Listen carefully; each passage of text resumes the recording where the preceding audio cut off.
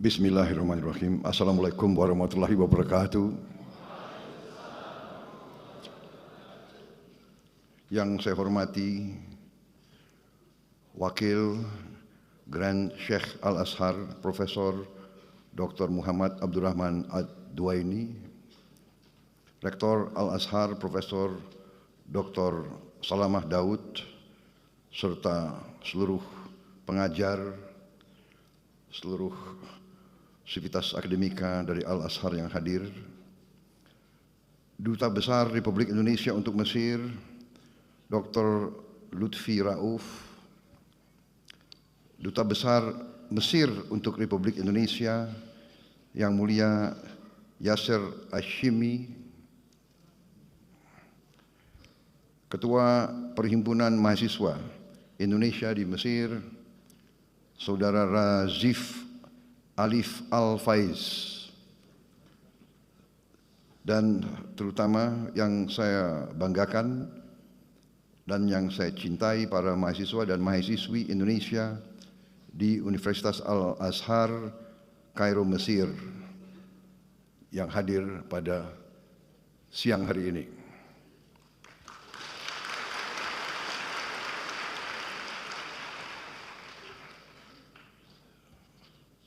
Saudara sekalian,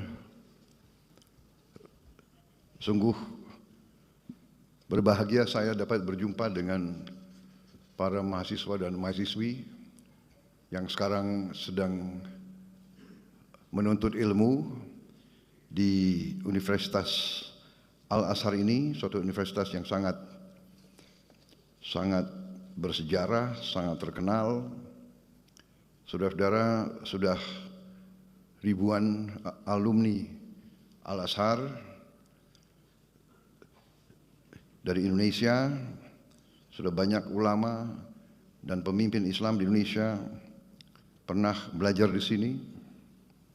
Di antaranya yang paling terkenal Presiden Republik Indonesia yang keempat, Kiai Haji Abdurrahman Wahid, yang kita kenal sebagai Gus Dur.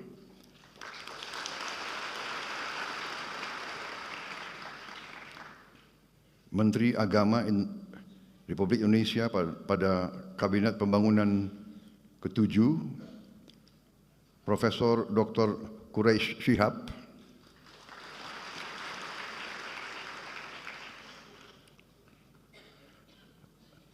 tokoh besar Nahdlatul Ulama yang pernah juga menjadi Rois Am, Kiai Haji Ahmad Mustofa Bisri, Gusmus, dan Menteri Luar Negeri Republik Indonesia pada tahun 1999 sampai 2001, Profesor Dr. Alwi Shihab. Dan saya kira masih banyak lagi tokoh-tokoh dan pemimpin-pemimpin kita, pemimpin Indonesia dari berbagai kalangan, dari berbagai organisasi yang adalah lulusan Al-Azhar.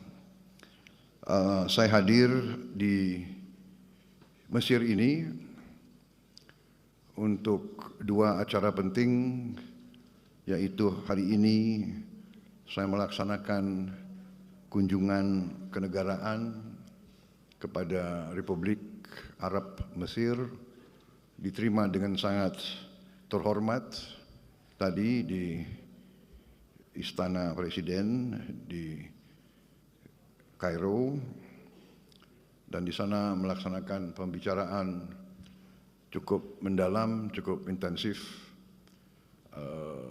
saya dengan Presiden Al-Sisi, kemudian dengan menteri-menteri beliau dan delegasi saya. Kita telah menyepakati beberapa hal-hal penting yang intinya adalah kita ingin meningkatkan dan mempererat hubungan antara Indonesia dan Mesir yang pernah sangat dekat dulu, karena Mesir memiliki tempat yang khusus di hati kita, tempat bersejarah, yaitu Mesir merupakan negara yang pertama mengakui kemerdekaan Republik Indonesia.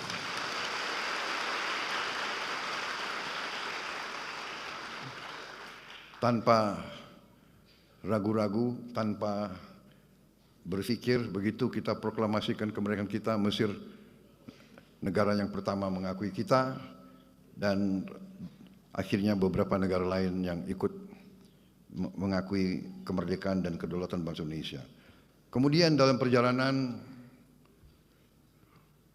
pemimpin Mesir waktu itu Presiden Jamal Abdel Nasser dan pemimpin Indonesia Presiden Soekarno menjadi sangat dekat karena sama-sama menjadi pelopor dibangunnya gerakan non-blok, non-aligned movement yang ingin mempersatukan negara-negara berkembang, tidak mau ikut blok manapun, tidak mau ikut blok barat, tidak mau ikut blok timur, berada di tengah, menghormati semua negara, semua bangsa, semua ras.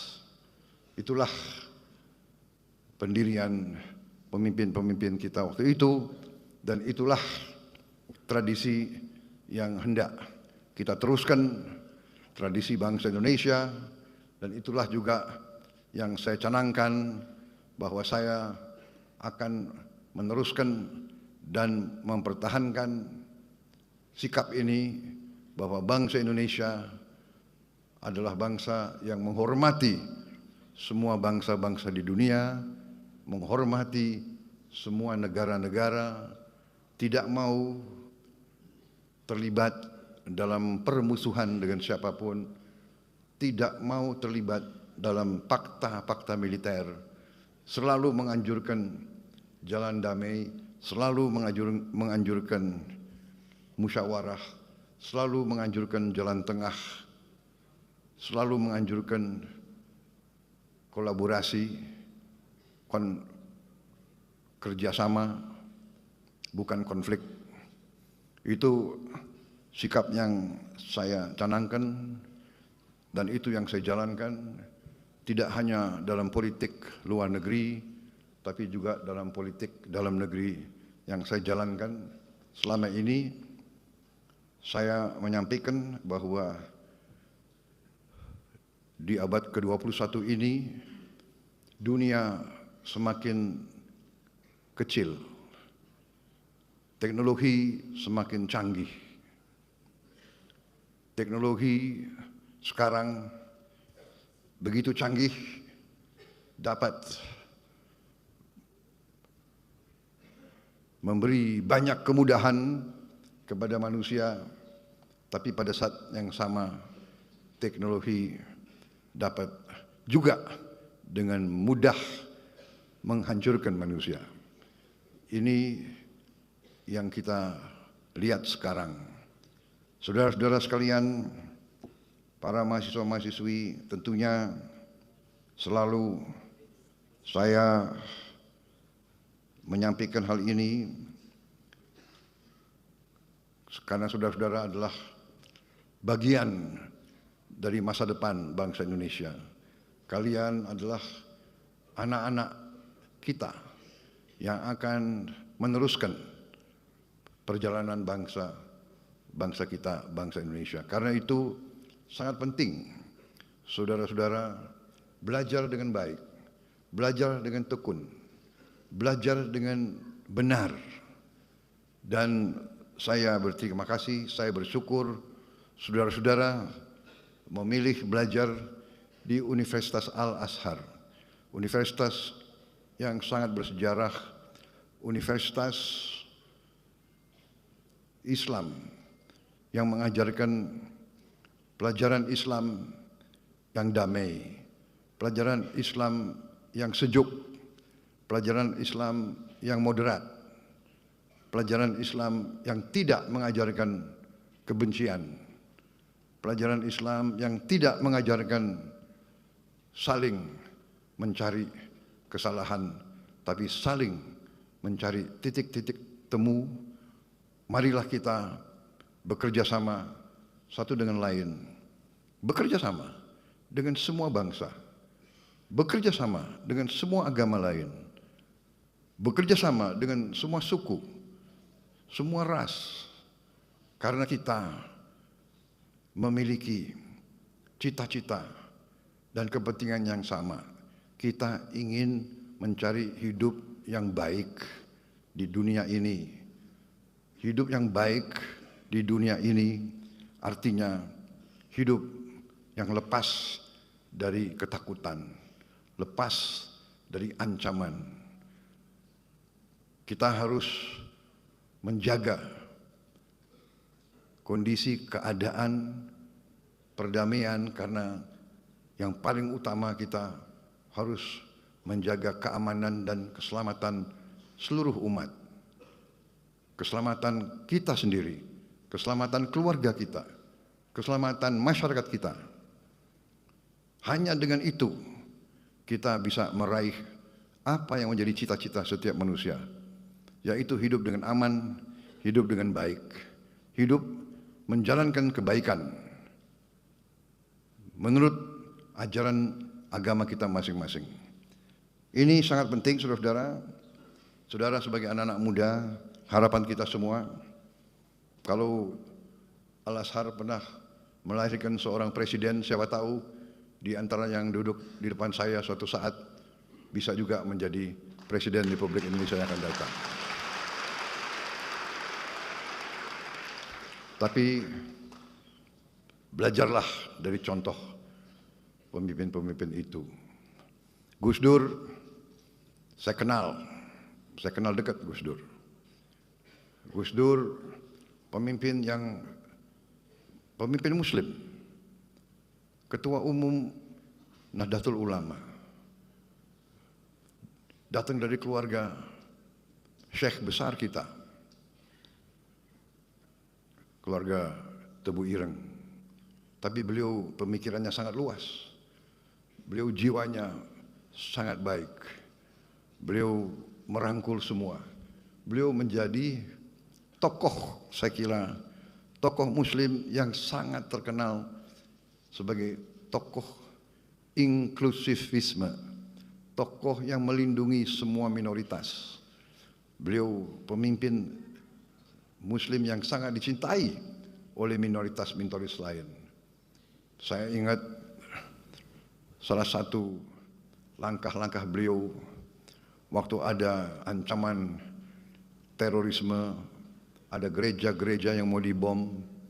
Beliau memerintahkan anak buah beliau dari Ansor, dari Banser untuk menjaga semua gereja, menjaga semua vihara, menjaga semua pura, menjaga semua kuil. Ini sesuatu yang membesarkan hati, ini yang membanggakan kita. Mungkin jarang di dunia ada pemuda-pemudi Muslim pada saat hari Natal, pada saat Tahun Baru, pada hari-hari besar minoritas, berdiri di depan tempat ibadahnya agama lain, menjaga supaya umat agama lain beribadah dengan tenang di tempatnya mereka-mereka Muslim-Muslim, pemuda Muslim yang menjaga di luar. Ini leadershipnya Gus Dur. Ini contoh yang luar biasa, dan itu pun pernah saya tiru.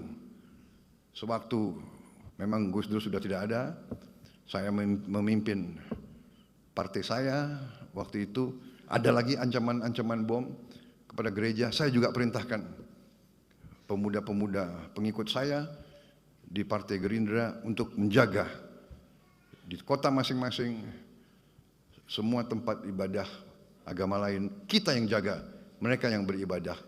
Ini contoh, dan itulah kenapa Gus Dur ini sangat dihormati. Walaupun beliau menjabatnya sebentar, tapi beliau masih sampai sekarang dihormati, dan beliau akhirnya sekarang diusulkan menjadi pahlawan nasional bangsa Indonesia. Saudara-saudara sekalian, ini saya kira salah satu contoh alumni Al-Azhar yang sempat menjadi pemimpin tingkat nasional di Indonesia, akhirnya menjadi presiden di Indonesia dan memberi kepemimpinan, kenegarawanan, leadership yang patut dicontoh dan akhirnya juga dihormati oleh bangsa-bangsa lain. Saya kebetulan kenal beliau baik dan alhamdulillah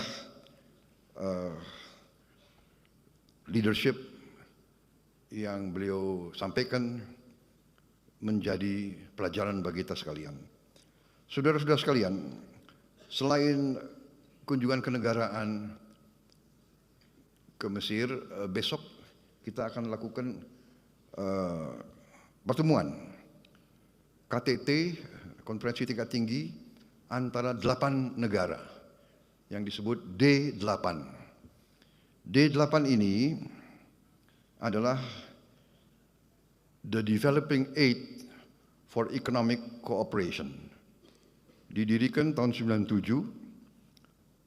untuk meneruskan kerjasama ekonomi dan pembangunan antara 8 negara berkembang, yaitu Bangladesh, Mesir, Indonesia, Iran, Malaysia, Nigeria, Turki dan Pakistan. Ini kebetulan 8 negara Muslim yang jumlah penduduknya besar. Jumlah penduduknya mungkin semua negara ini jumlah penduduknya di atas 100 juta. Jadi saudara-saudara, D8 ini dibentuk untuk melakukan kerjasama ekonomi. Saudara-saudara, kalau D8 ini bergabung, ini pasar ini lebih dari 1 miliar manusia. Nah, ini tentunya kita harus mengakui kita belum begitu puas, masih banyak yang harus ditingkatkan, banyak yang harus kita cari bentuk-bentuk kerjasama, dan untuk itulah besok kita akan bertemu lagi, dan besok sesudah itu tahun depan ketua D8 beralih ke Republik Indonesia. Jadi mudah-mudahan kita bisa berbuat yang baik. Saudara-saudara sekalian, kita lihat keadaan dunia, keadaan kawasan saat ini penuh dengan ketegangan, penuh dengan konflik, penuh dengan bisa kita katakan peperangan. Kita prihatin apa yang terjadi di kawasan ini terhadap saudara-saudara kita di Palestina, tapi tidak hanya di Palestina, di tepi barat Palestina ya, di Gaza, tepi barat Palestina, di Lebanon, sekarang di Suria, tapi juga di kawasan-kawasan lain, di Libya, di Sudan, di Yaman. Saudara-saudara, marilah kita selalu waspada bahwa kalau kita tidak rukun dan tidak bersatu, kalau pemimpin-pemimpin kita tidak arif, tidak bijaksana, ujungnya adalah yang terjadi adalah perpecahan. Dan bila pecah, bila tidak ada persatuan dan kesatuan, yang ada adalah kelemahan. Dan kalau lemah, tidak dapat melindungi dan menjaga keselamatan rakyatnya. Saya kira ini pelajaran yang sangat penting bagi kita. Saudara-saudara, para mahasiswa-mahasiswi, belajarlah dengan tekun, belajarlah dengan baik, jadilah wakil-wakil Indonesia dengan baik. Jangan memalukan kita. Belajar dengan baik. Saya bersyukur saya dapat laporan bahwa mahasiswa Indonesia termasuk mahasiswa asing yang paling sedikit bikin masalah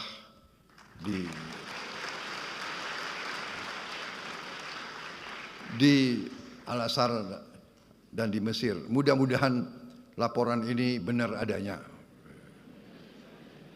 Jangan hanya nggak enak sama Presiden Republik Indonesia disampaikan laporan-laporan yang bagus.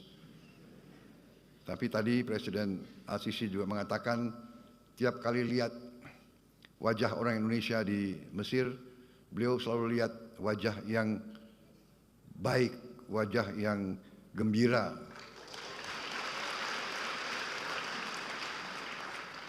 Mudah-mudahan itu pun benar adanya. Tapi kalau saya lihat wajah kalian ini ya kayaknya benar juga itu ya. Jadi terima kasih. Terima kasih saudara-saudara, yang saya bisa sampaikan bahwa bangsa kita sekarang ini ingin mempercepat pembangunan ekonomi. Kita bersyukur kehadirat Allah yang Maha Kuasa, Tuhan Maha Besar, yang begitu banyak memberi karunia kepada kita. Bangsa Indonesia harus bersyukur. Berkali-kali saya mengatakan, bangsa Indonesia harus bersyukur. Kita diberi karunia yang sangat luar biasa. Kekayaan alam yang luar biasa. Saya sudah diberi angka-angka tersebut. Kita memiliki tambang-tambang strategis, mineral-mineral kritis, tanaman-tanaman yang sangat banyak ragamnya. Sebentar lagi kita tidak hanya swasembada pangan, tapi dalam beberapa tahun lagi saya katakan Indonesia akan menjadi lumbung pangan dunia. Kita begitu besar karunia yang diberikan oleh Yang Maha Kuasa. Lahan yang luas, yang subur, ketersediaan air yang cukup. Juga 3/4 wilayah negara kita adalah dari laut. Kita memiliki cadangan ikan kedua terbesar di dunia. Kita memiliki panjang pantai ketiga terpanjang di dunia. Artinya kita bisa punya puluhan juta hektar tambak-tambak ikan, tambak udang, tambak lobster, tambak kepiting. Kita akan menjadi eksporter yang paling utama di bidang ikan dan protein untuk dunia, saudara-saudara sekalian. Saudara-saudara sekalian, semua karunia ini percuma kalau tidak bisa kita kelola dengan baik. Karena itu saya bertekad, mandat yang diberi kepada saya oleh rakyat Indonesia, saya dipilih oleh rakyat Indonesia, saya disumpah di hadapan rakyat dan di hadapan Yang Maha Kuasa, saya disumpah untuk menjaga undang-undang dasar kita, menjalankan semua undang-undang. Karena itu saya bertanggung jawab untuk menjaga dan mengelola semua kekayaan kita untuk bisa dinikmati sebesar-besarnya oleh seluruh rakyat Indonesia. Bukan segelintir. Saudara-saudara sekalian, kita bangga GDP kita, produk domestik bruto kita tumbuh dengan pesat. Tumbuh dengan pesat di tengah ketidakpastian dunia. Tetapi kita menyadari bahwa pertumbuhan itu belum merata. Bahkan sebagian rakyat kita masih berada dalam keadaan yang memprihatinkan. Mereka masih bisa kita golongkan dalam keadaan yang miskin. Ini tekad saya, pemerintah saya. Kami ingin berjuang sekeras mungkin untuk menghilangkan kemiskinan dari bumi Indonesia. Dan untuk itu, dalam rangka menjaga kekayaan Indonesia tidak salah kelola, tidak bocor, tidak dicuri, mau tidak mau kita harus bertekad untuk memberantas korupsi dari bumi Indonesia.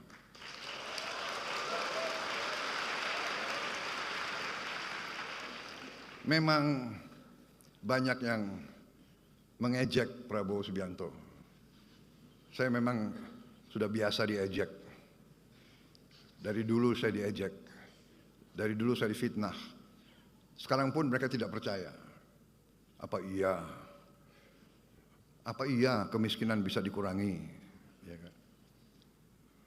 Saya mau bikin program memberi makan untuk semua anak Indonesia pun diejek. Pun ada yang tidak setuju.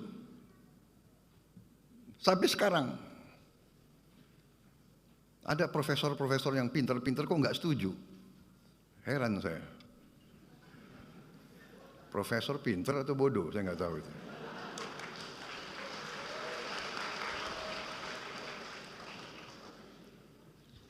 Mungkin pintar otaknya, tapi hatinya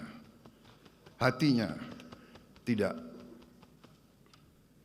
bisa merasakan kalau anak-anak itu, kalau anak lapar ke sekolah itu bagaimana caranya, dia tidak bisa merasakan. Itu saudara-saudara, saya tidak ragu-ragu, nggak apa-apa saya diejek. Saya yakin saya berada di atas jalan yang benar, saya yakin rakyat Indonesia mendukung saya akan teruskan program ini.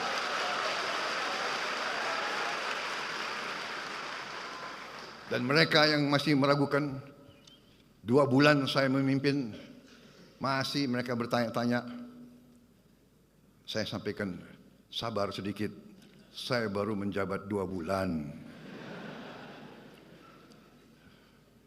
2 bulan, ya kan? Anda sudah hitung berapa koruptor yang sudah ditangkap?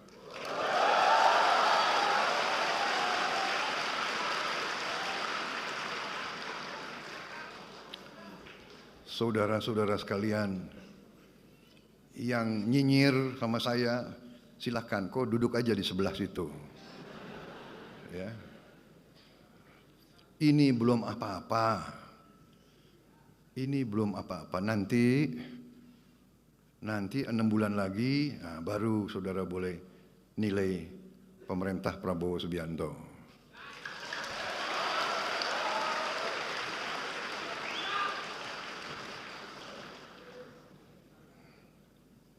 Saya merasa bahwa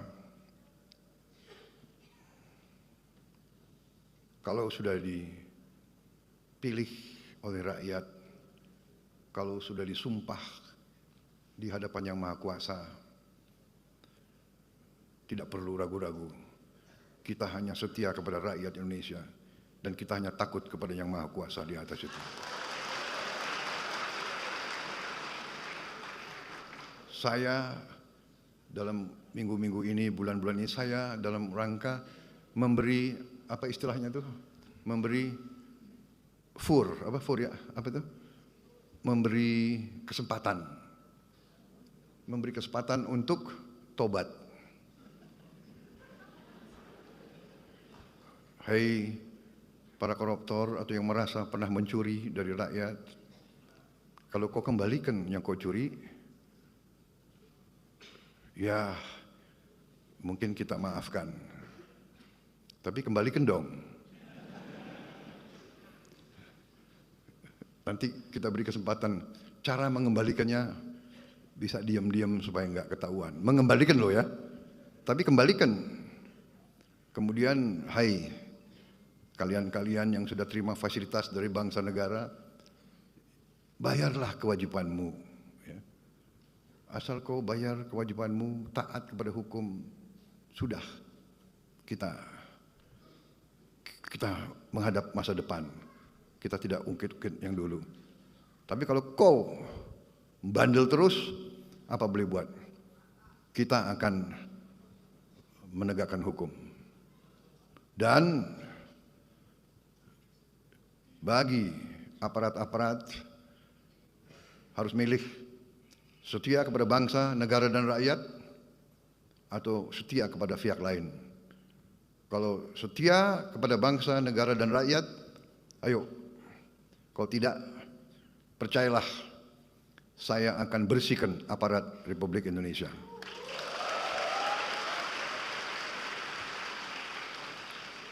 Dan saya yakin dan percaya rakyat Indonesia berada di belakang saya, saudara-saudara sekalian. Saya kira itu yang saya ingin sampaikan. Anak-anakku, belajar yang baik, belajar yang tekun, buatlah yang terbaik untuk bangsa, rakyat, dan negaramu. Raih ilmu untuk bangsa, berbuat baik untuk rakyat. Itu pesan saya. Terima kasih atas kesempatan ini. Saya bisa tatap muka dengan saudara-saudara. Saya bisa bicara langsung kepada kalian. Tidak gampang sekolah di negara orang, jauh dari keluarga. Saya percaya saudara tabah, teguh, dan teguh, tegar menghadapi kesulitan-kesulitan. Selamat belajar, selamat berjuang, Duta Besar, Atase Pendidikan. Pantaulah keadaan anak-anak kita yang punya kesulitan, ya. Saudara-saudara, nanti saya akan minta laporan dari Duta Besar, ya, kondisi mereka dan bagaimana kita bisa lebih membantu mereka di sini. Terima kasih. Wassalamualaikum warahmatullahi wabarakatuh. Terima kasih. Selamat belajar. Sampai jumpa kembali.